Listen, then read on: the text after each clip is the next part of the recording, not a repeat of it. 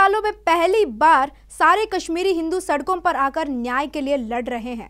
नाम लेकर उन्होंने हमारे बच्चे को टारगेट किया। When we talk about Rahul, but his wife and a 3-year daughter is here, so they will be going with the dead body.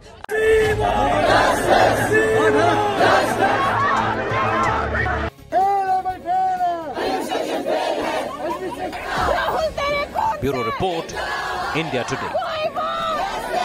नमस्कार, मैं हूं श्री चंद्रशेखर। शिव शक्ति में आप सभी का स्वागत है। एक और बार कश्मीरी हिंदुओं के साथ विश्वासघात हुआ है।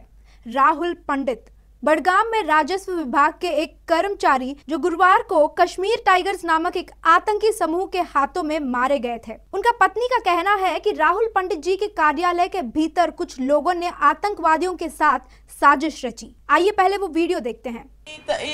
ईद तक उनके साथ में नाता था, वो ईद तक उनके साथ मनाता था। इस ईद पे जम्मू आया था, सबको फोन करता था। ईद हो, उनका कोई भी बड़ा दिन हो, उनके साथ में मन के मिलाया करता था। उनको बिल्कुल फर्क नहीं, मेरे को कभी नहीं लगा था वो इसको टारगेट करेंगे। और हम हिंदू जो यहाँ बैठे हैं, तमिलनाडु में, केरल में, बंगाल में, मुंबई, दिल्ली, गुजरात में फिर से वही गलती कर रहे हैं जो 30 साल पहले किए थे। उस वक्त टीवी नहीं था, इतना मीडिया नहीं था, पर अब आप लाइव में देख सकते हो कि कैसे दिन दहाड़े एक कश्मीरी हिंदू का हत्या की। हम हिंदू कश्मीर फाइल्स देखते वक्त भावुक होकर जय श्री राम चिल्लाए थे, पर जब असल में आज के दिन खुले आम कश्मीर में हुआ एक कश्मीरी हिंदू के हत्या पर खामोश होकर टीवी डिबेट्स देख रहे हैं।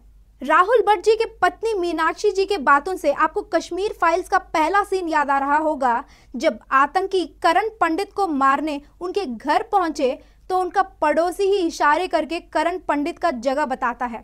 इससे हमको एक बात समझ में आ रही है कि 1990 से लेकर आज तक कश्मीर में कुछ नहीं बदला। हिंदुओं के खिलाफ वही लोग, वही नफरत और वही षड्यंत्र। आर्टिकल 370 को हटाने के बाद पहली बार 4000 कश्मीर हिंदू फिर से अपने कश्मीर घाटी में काम करने गए हैं और इस हत्या के जरिए वो जिहादी हम हिंदुओं को यह साबित करना चाह रहे थे कि कश्मीर हिंदुओं का नहीं, सिर्फ और सिर्फ जिहादियों का ही है। और यह भी साबित करना चाह रहे थे कि सरकार 370 को हटा पाई, पर व्यवस्था अभी भी हमारे हाथों में ही है। और यह भी दिखाना चाह रहे थे कि देख लो कश्मीरी हिंदुओं, अगर हम तुम पर गोली चलाएंगे तो तुम्हारे बाकी हिंदू भाई बहन तुम्हारे लिए शोक प्रकट करते हुए एक ट्वीट के अलावा कुछ नहीं उखाड़ पाएंगे। कुछ हिंदू जेएनयू में बैठकर आजादी के नारे लगा रहे हैं, तो कुछ और हिंदू आंखों में सेक्युलरिज्म का पट्टी बांधकर अपने ही हिंदू भाई बहनों को ईद का बकरी बना रहे हैं। मेरे हिंदू भाई और बहनों, अब कहाँ है वो गुस्सा जो कश्मीर फाइल्स देखते वक्त आया था? अब कहाँ है वो एकता जो बाबरी मस्जिद के समय दिखाए थे? आप एक बार स्क्रीन पर उन तस्वीरों को देखिए, कैसे पुलिस उन आम हिंदुओं के ऊपर लाठीचार्ज कर रहे थे। किसी विदेश से कोई फंडिंग नहीं, आतंकियों के साथ कोई रिश्ता नहीं, पत्थरबाजी नहीं, वे सिर्फ और सिर्फ अपना संवैधानिक अधिकार को प्रकट कर रहे हैं। अगर ये गलत है तो महीनों तक चला शाहीन बाग को क्या कहना चाहिए?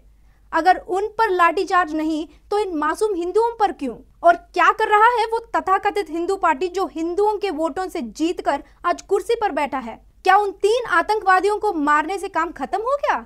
अब कश्मीर साफ सुथरा है?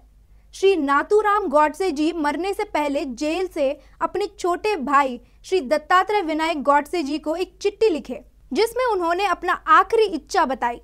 वे चाहते थे कि उनके मरने के बाद उनके अस्थियों को सिंधु नदी में मिलाया जाए। अगर 75 साल बाद भी हम कश्मीर घाटी में से आतंकियों को और जिहादियों को मिटा नहीं पाए, तो गॉडसे जी का आखिरी इच्छा कब पूरी करेंगे? सरकार सीएए और एनआरसी को कब लागू करेगी? हमारे भारत का विपक्षी दल सिर्फ और सिर्फ of the minority, for the minority, by the minority का ही अनुसरण करते हैं। कहाँ है वो झूठे गांधीज, सर्जिकल स्ट्राइक पर सवाल करने वाले, आतंकियों के लिए आंसू बहाने वाले? अब क्यों राहुल पंडित जी की हत्या पर चुप हैं? कहाँ है राहुल गांधी? कौन से बार में बैठ के मजे कर रहे हैं? कहाँ है वो केजरीवाल जिसे तुम हिंदू वोट देकर सीएम बनाए थे? कश्मीर फाइल्स फिल्म पर हंसने वाला बेवकूफ आज एक हमारा कश्मीरी हिंदू भाई का टारगेट किलिंग पर मौन है। कश्मीर फाइल्स फिल्म का मजाक उड़ाने वाला, हिंदू विरोधी ओवैसी के साथ इफ्तार पार्टीज में भाग लेने वाला तेलंगाना का मुख्यमंत्री केसीआर आज एक कश्मीर हिंदू के हत्या पर खामोश हैं। क्यों हमेशा मुसलमानों को ही देश के ऊपर प्यार और सेक्युलरिज्म को साबित करना है? ऐसे सवाल करने वालों अब इस टारगेट किलिंग को देखकर क्या कहेंगे? राहुल पंडित का मौत का कारण सिर्फ इतना था कि वो एक हिंदू है। अगर हम इसे इस्लामिक टेररिज्म नहीं कहेंगे तो और क्या कहेंगे? अगर आतंकवाद से इस्लाम को कोई लेना देना नहीं तो आइए बाहर आकर आतंकवादियों को झंडा जलाकर दिखाइए। उतना नहीं तो कम से कम सोशल मीडिया में इस टारगेट किलिंग को गलत कहिए। क्यों कहीं पर भी एक कश्मीरी हिंदू का टारगेट किलिंग को खंडन करते हुए एक भी मुसलमान बाहर नहीं आ रहा?